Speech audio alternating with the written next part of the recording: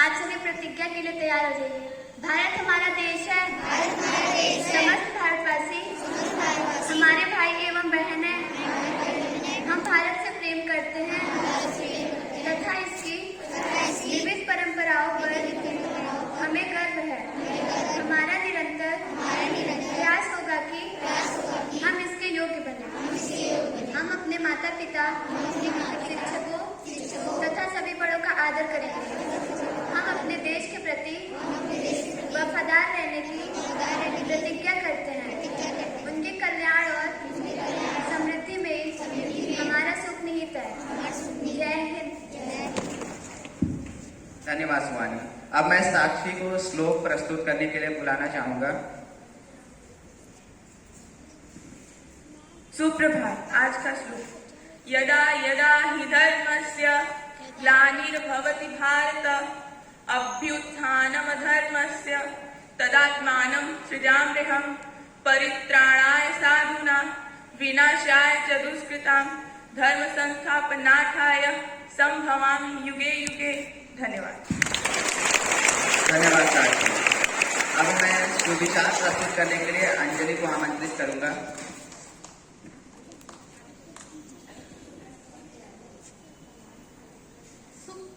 सुप्रभात। आज का समाचार, सपने वह नहीं होते जो आप सोते समय देखते हैं, बल्कि सपने वो होते हैं जो आपको सोने ना दें। धन्यवाद। धन्यवाद अंजलि। अब मैं आज के मुख्य समाचारों को प्रस्तुत करने के लिए महिमा को आमंत्रित करना चाहूंगा।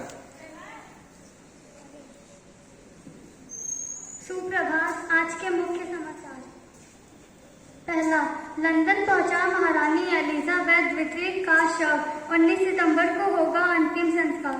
दूसरा, हैदराबाद के एक होटल में आग लगने से 8 की मौत, प्रधानमंत्री ने जताया शोक। तीसरा, 1 दिसंबर 2022 से 30 नवंबर 2023 तक भारत करेगा G20 की अध्यक्षता। चौथा, पूर्वी लद्दाख में गोगरा हॉट स्प्रिंग से पीछे हटे चीन सैनिक। पांचवा, पाकिस्तान में बाढ़ से हालत बदतर, बने भूखमरी जैसे हालात। धन्यवाद। धन्यवाद महिमा। अब मैं व्याख्यान प्रस्तुत करने के लिए जिया को आमंत्रित करना चाहूंगा।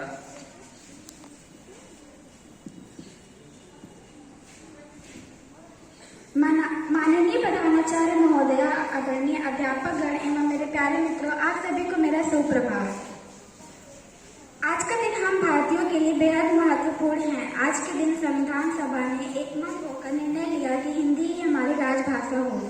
देश में सबसे पहले 14 सितंबर 1953 को हिंदी दिवस मनाया गया। अंग्रेजी और मंदारिन के बाद हिंदी विश्व की तीसरी सबसे ज्यादा बोली जाने वाली भाषा है।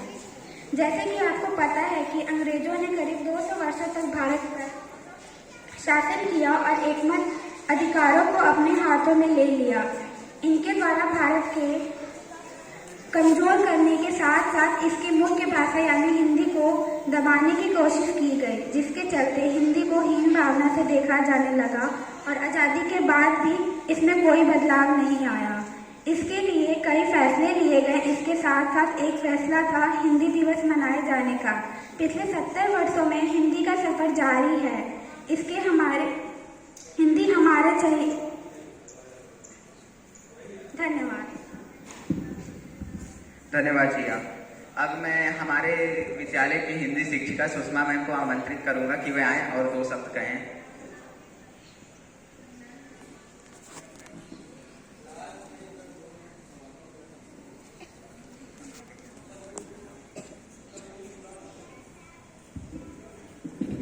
पहला प्रश्न कक्षा पीजी से यूकेजी तक के लिए है।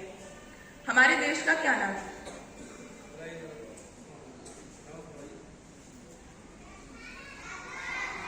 जी हाँ, आपका उत्तर सही है। हमारे देश का नाम भारत है।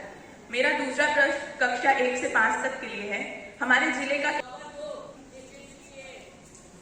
जी नहीं, आपका उत्तर गलत है।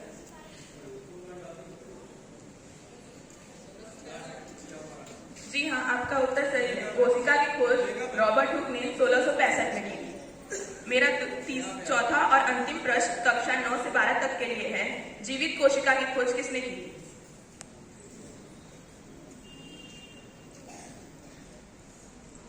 मैं अपने प्रश्न को दोहराती हूँ। जीवित कोशिका की खोज किसने की?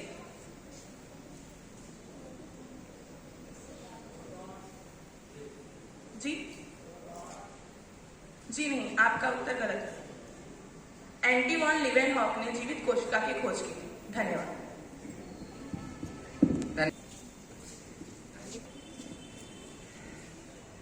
सर्वप्रथम इस प्रांगण में उपस्थित प्यारे बच्चों, टीचर्स, सबको सुप्रभात। आज 14 सितंबर 2022 में हम ये हिंदी दिवस मना रहे हैं पारंपरिक रूप से। कई वर्षों पहले इस दिवस को मनाने की शुरुआत हुई थी। वस्तुतः तो हम सब हिंदुस्तानी हैं, हिंदी हमारी मातृभाषा है, तो हमारे विचार से कोई भी दिन पर्याप्त नहीं है इस उपलक्ष्य को, इस उत्सव को मनाने के लिए।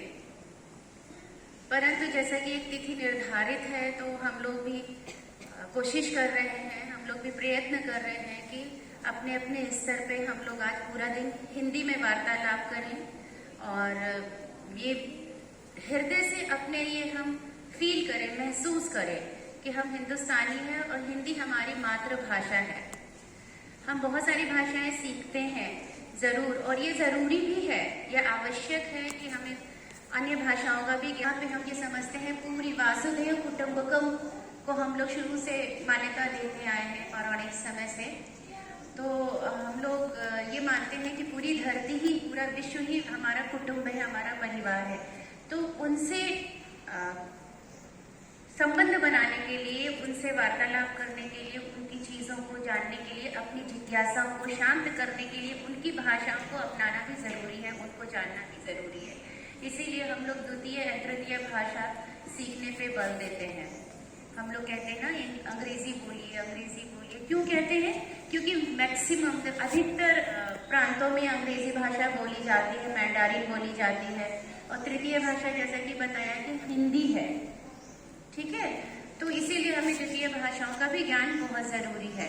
पर हमें अपनी भाषाओं को, अपनी चीजों को, अपनी मान्यताओं, अपनी परंपराओं, अपनी रीति रिवाजों को रौंद कर नहीं, रौंदने का मतलब समझते हो, उनको ये दृष्टि से नहीं देखना है ना, उनको बुरा। और आप उससे ज्यादा बड़े बन के दिखाइए कि आप अपने के साथ साथ दूसरों को भी अपनाते हैं।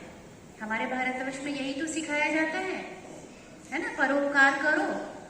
तो दूसरों पे उपकार, हम दूसरों की भाषाएं सीख रहे हैं, उनके बारे में जान रहे हैं, उनकी सभ्यता संस्कृति के बारे में जान रहे हैं। तो ये बहुत जरूरी है जानना, और हिंदी का सम्मान करिए। बीइंग हिंदी मतलब हिंदुस्तानी होने के कारण ही हम सबका प्राथमिक कर्तव्य है अपनी मातृभाषा को पूर्णतः जानना। और आपको बता दें, हिंदी बहुत आसान नहीं है, ये सबसे क्लिष्ट भाषा है और संस्कृत से ली गई है। संस्कृत हमारी सबसे पौराणिक भाषा है।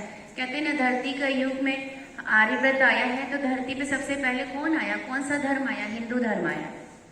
ठीक है, तो आपको गर्व होना चाहिए अपनी सभ्यता और संस्कृति पे, और हमेशा प्रयत्न, जब भी कोई मौका मिले तो ये नहीं सोचना चाहिए कि मैं कैसे बोलूं और मैं कैसे इसमें पार्टिसिपेट करूं, क्या करूं। क्यों? आप एक हिंदुस्तानी हो, हिंदी आपकी मातृभाषा है, तो बढ़ चढ़ के इसमें हिस्सा लीजिए। जब भी मौका मिले तो कभी भी घबराइए मत। ठीक है, और इसको ज्यादा से ज्यादा जानने और समझने की कोशिश करिए। इसके प्रचार प्रसार में सहयोग दीजिए, और अपने जो धार्मिक ग्रंथ हैं उनको पढ़ने की सारे बच्चे कोशिश करें, जानने समझने की कोशिश करें। क्योंकि कोई भी नेशन, कोई भी राष्ट्र तरक्की तब तक नहीं कर सकता है जब तक उन्हें भाषा की स्वतंत्रता ना हो और अपनी भाषा का ज्ञान ना हो। ठीक है बच्चों? ओके, धन्यवाद।